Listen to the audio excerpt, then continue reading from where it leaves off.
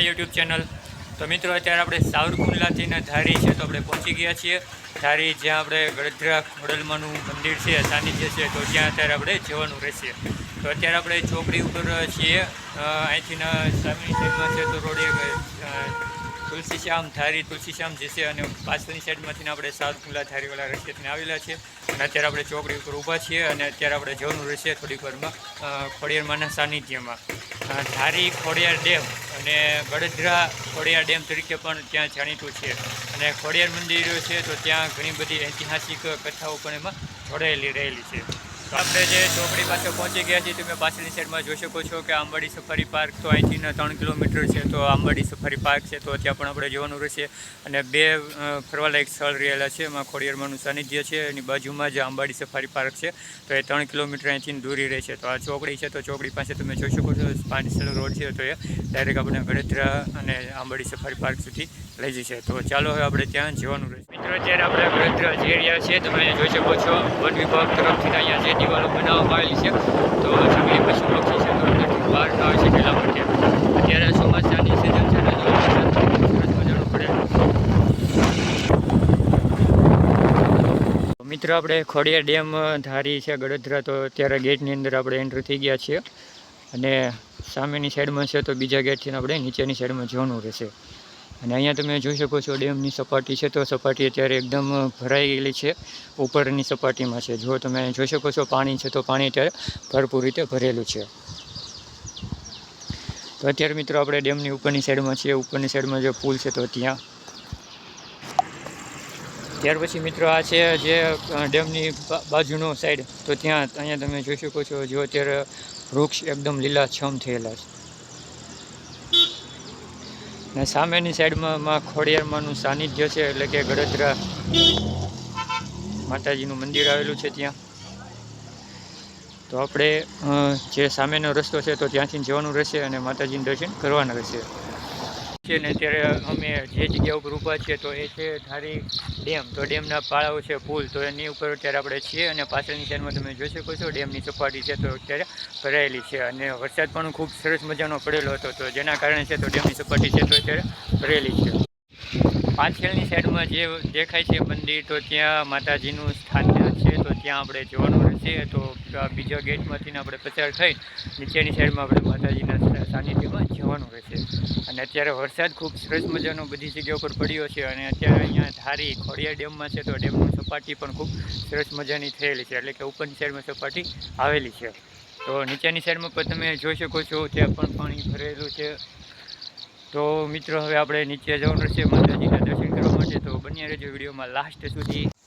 તો મિત્ર ગળધરા ખોડિયાર મંદિરમાં તમારા બધા લોકોનું સ્વાગત છે। તમે અહીંયા જોઈ શકો છો કે જો અત્યારે ગાડીઓની લાઈનો લાગી ગઈ છે, ત્યારે ટુરિઝમ છે તો ટુરિઝમનો લોકો છે તો ત્યારે માતાજીના સાનિધ્યમાં આવી રહ્યા છે। તો અત્યારે આપણે ગળધરા ખોડિયાર મંદિર છે તો ત્યાં ખોડિયાર મંદિરે પહોંચી ગયા છીએ। પાછળની સાઈડમાં તમે જોઈ શકો છો કે મેઇન ગેટ છે, તો મેઇન ગેટની અંદરથી આપણે જવાનું રહેશે, અને ખોડિયારમાંના દર્શન કરવાનું રહેશે।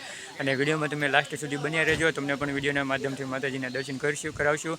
અને જે ધરો છે ગળધરા ધરો, તો ત્યાં પણ આપણે જવાનું રહેશે। અત્યારે ઓલરેડી અમે પહોંચી ગયા છીએ, અને જે ગેટ છે તો ગેટની બહાર અત્યારે અમે છીએ, તો ગેટની અંદરની સાઈડમાં આપણે જવાનું રહેશે। તો બન્યા રહેજો વિડીયોમાં લાસ્ટ સુધી। તો ચાલો હવે આપણે જઈએ અંદર।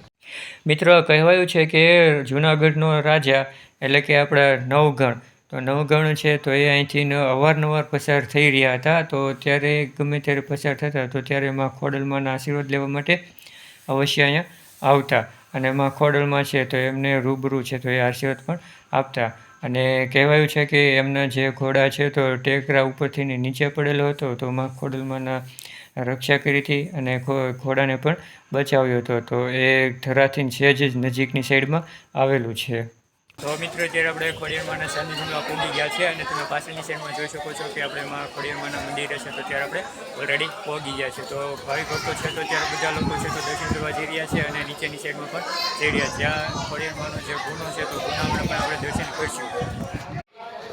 તો મિત્રો આપણે માતાજીના દર્શન કર્યા, અને આ કેમેરો લઈ જવા માટે એલાઉડ નથી, તો એટલા માટે આપણે બહારથી જ તમને બધાને વિડીયો દ્વારા દર્શન કર્યા। અને હવે આપણે નીચેની સાઈડમાં જઈ રહ્યા છીએ જ્યાં ગુનો છે, તો ત્યાં આપણે જવાનું રહેશે। તો વિડીયોમાં બન્યા રહેજો લાસ્ટ સુધી। તો ચાલો હવે આપણે જઈએ। આવી રીતના પગથિયા છે, પગથિયા ઉતરીને આપણે નીચેની સાઈડમાં જવાનું રહેશે।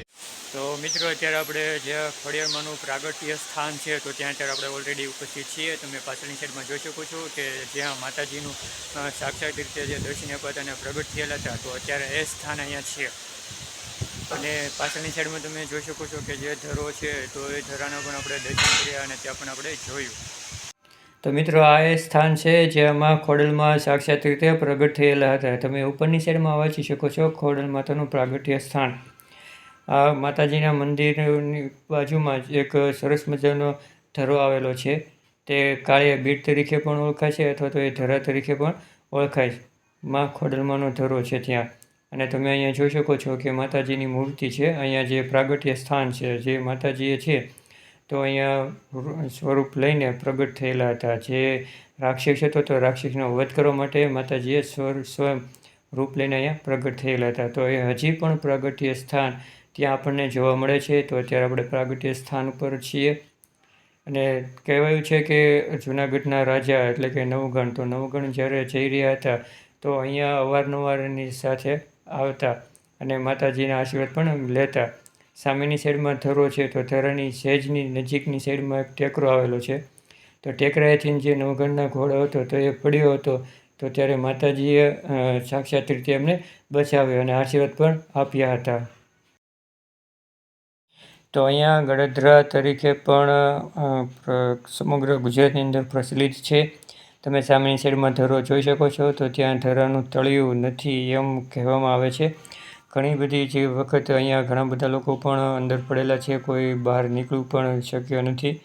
અને અહીંયા કહેવાય છે કે માતાજી છે તો મગરના સ્વરૂપમાં ઘણી બધી વખતે ભાવિ ભક્તોને પણ દર્શન પણ દેતા હોય છે. તો અત્યારે જે ચોમાસાનો સમય છે તો ચોમાસાના સમયમાં આ સ્થળ ઉત્તમમાં ઉત્તમ ફરવાલાયક સ્થળ છે. ત્યારે ગળધરા છે તો ત્યાંમાં ખોડિયારમાંના પરસા હજી પણ સાક્ષાત રીતે આપવામાં આવ્યા છે. તો એક વખત અવશ્ય તમે તમારા મિત્રો, પરિવાર અને ફેમિલી સાથે અવશ્ય પધારજો. ખરેખર આ સ્થળ ઉત્તમમાં ઉત્તમ છે.